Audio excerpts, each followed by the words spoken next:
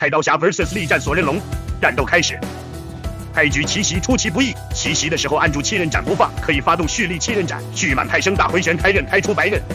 上老斩电刀剑切规避龙吼回砍开刃开出黄刃，特殊拿刀准备拔，黄刃拔刀斩，漂亮大狙开刃有一手，红刃拔刀斩，是刃斩取消大狙后摇，7刃斩电刀衔接特殊拿刀准备拔，红刃拔刀斩，漂亮红刃大狙打出不俗伤害，特殊拿刀准备拔，往前大狙拔，漂亮红刃大狙打出不俗伤害，是刃2连接7刃斩，7刃斩派生赤刃斩，剑切调整站位，是刃斩打翅膀，剑切规避，红刃剑切后的大回旋2段可以回复红刃值，7刃突刺派生7刃兜割，7刃兜割派生炼气解放无双斩，漂亮太刀灯结打出巨额伤害，太刀灯结后会掉2层刃，我现在是白刃，优先考虑开刃是每个太刀侠该有的认知，7刃连段开黄刃，特殊拿刀准备拔，拔刀斩，哎呀没有拔到位，血量大残我并没有慌里慌张，一颗密药入口即化，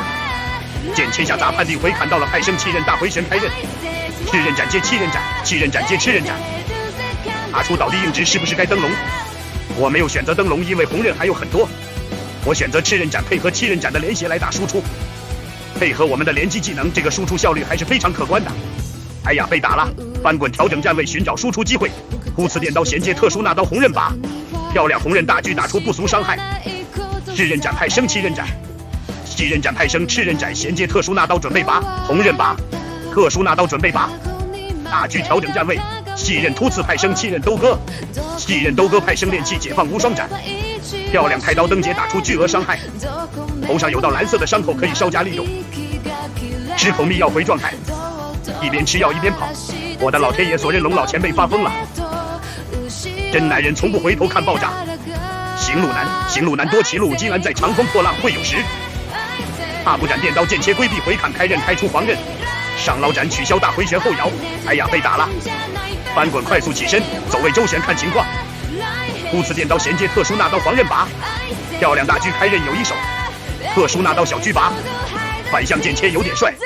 派生2段大回旋，是刃斩2段接7刃斩1段，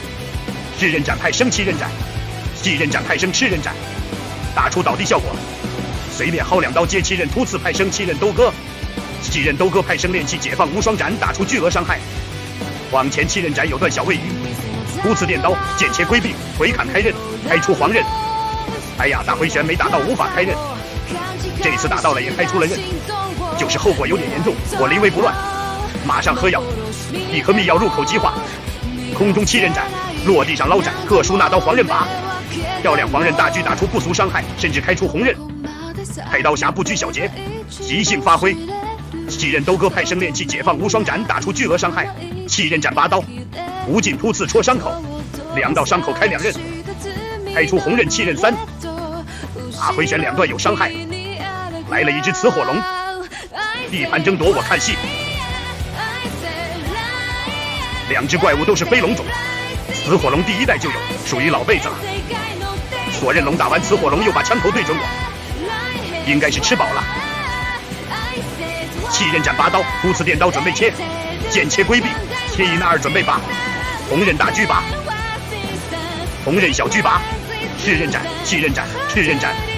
漂亮打出倒地效果，利用倒地灯笼人之常情，对头下刀打出巨额伤害，派生炼气解放无双斩打出更多伤害，左下角索刃龙出现骷髅头，说明已经可以捕获了。